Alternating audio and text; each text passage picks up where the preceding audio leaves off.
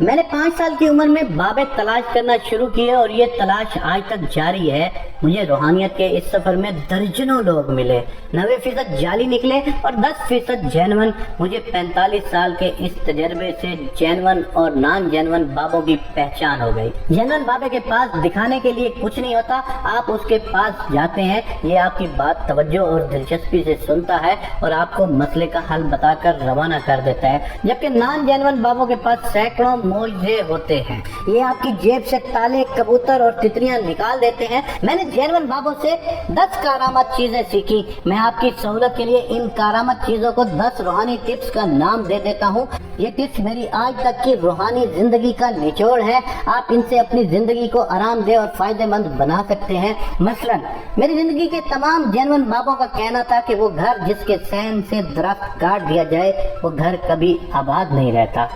آپ جب بھی کسی گھر کو اجڑتا دیکھیں، آپ تحقیق کر کے دیکھ لیں اس گھر کی بربادی درخت کاٹنے سے شروع ہوئی ہوگی۔ چنانچہ آپ کے گھر میں اگر کوئی پرانا درخت ہے تو آپ اسے ہرگز نہ کاٹیں، آپ کا گھر ہمیشہ آباد رہے گا۔ یہ وہ حقیقت ہے جس کی وجہ سے انبیاء اور اولیاء کرام پوری زندگی درخت لگاتے اور درختوں کی حفاظت کرتے رہے۔ نمبر 2، جس گھر سے پرندوں، جانوروں اور چیونٹیوں کو رزق ملتا رہے گا اس گھر سے کبھی رزق ختم نہیں ہوتا۔ آپ تجربہ کر لیں، آپ پرندوں، بلیوں، کتوں اور چیونٹیوں کو کھانا، دانا اور پانی ڈالنا شروع کر دیں، آپ کے گھر کا کچن بند نہیں ہوگا، آپ پر رزق کے دروازے کھلے رہیں گے۔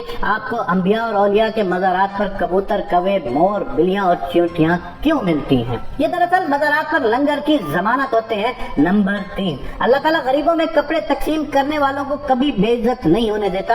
آپ اگر چاہتے ہیں کہ آپ کے مخالفین آپ کو بے عزت نہ کر سکیں تو آپ غربا میں کپڑے تقسیم کرنا شروع کر دیں۔ بالخصوص آپ غریب بچیوں کو لباس اور چادریں لے کر دینا شروع کر دیں، آپ مرنے کے بعد تک باعزت رہیں گے۔ آپ کا بڑے سے بڑا مخالف بھی آپ کی بے عزتی نہیں کر سکے گا۔ مزارات پر چادر چڑھانے کے پیچھے بھی یہ راز پوشیدہ ہے۔ اللہ تعالیٰ اپنے نیک بندوں کی قبروں کو زندہ جسم سمجھتا ہے، چنانچہ یہ انہیں ننگا نہیں ہونے دیتا۔ خانہ کعبہ اللہ کا گھر ہے جو آج تک غلاف کے بغیر نہیں رہا۔ آپ نے اگر اللہ کے کسی پسندیدہ شخص کے مقام کا اندازہ کرنا ہو تو آپ انتقال کے بعد اس کی قبر دیکھیں، آپ کو اس کی قبر کبھی ننگی نہیں ملے گی۔ یہ پھولوں، پتوں اور گھاس سے ڈھکی ہوگی یا اس پر چادر ہوگی، اور اگر کچھ نہ ہو تو اللہ تعالیٰ نے اسے سائے سے ضرور ڈھانپ رکھا ہوگا، اس پر درخت کا سایہ ہوگا یا پھر بادل نے اسے اپنی پناہ میں لے رکھا ہوگا۔ یہ سایہ، یہ چادر اللہ تعالیٰ کی طرف سے اس شخص کی عزت کی حفاظت ہے، چنانچہ آپ لوگوں کی ستر پوشی کا بندوبست کریں، اللہ آپ کی برہنگی ڈھانپ دے گا۔ نمبر 4، آپ اگر اپنی راہ سے بھٹکی ہوئی اولاد کو راہ راست پر لانا چاہتے ہیں تو آپ غریب بچیوں کی شادیاں کروائیں، آپ کی اولاد نیک ہو جائے گی۔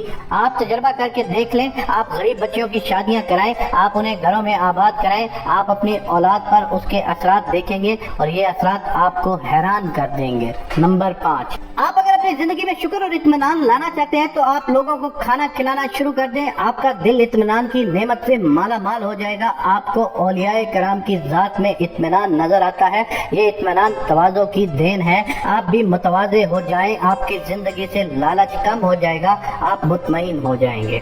نمبر 6، آپ اگر صحت مند رہنا چاہتے ہیں تو آپ غربا کا علاج کرانا شروع کر دیں، آپ کی صحت امپروو ہو جائے گی۔ آپ اس کے بعد جو بھی دوا کھائیں گے وہ دوسرے مریضوں کے مقابلے میں آپ پر زیادہ اثر کرے گی، آپ جو بھی خوراک کھائیں گے وہ آپ پر زیادہ اثر کرے گی۔ نمبر 7، آپ اگر دنیاوی مشکلات کا شکار ہے تو آپ کوئی گلی، کوئی سڑک بنوا دیں، اللہ تعالیٰ آپ کی ہر مشکل کا راستہ نکال دے گا، آپ کا ہر بند دروازہ کھل جائے گا۔ نمبر 8، آپ اگر ڈپریشن کا شکار ہے تو آپ دوسروں کے لیے ٹھنڈے پانی کا بندوبست کر دیں، کنواں کھدوا دیں، غریب کے گھر موٹر لگوا دیں یا پھر گھر کے سامنے ٹھنڈے پانی کا کولر رکھ دیں، آپ کی ڈپریشن ختم ہو جائے گی۔ کیوں؟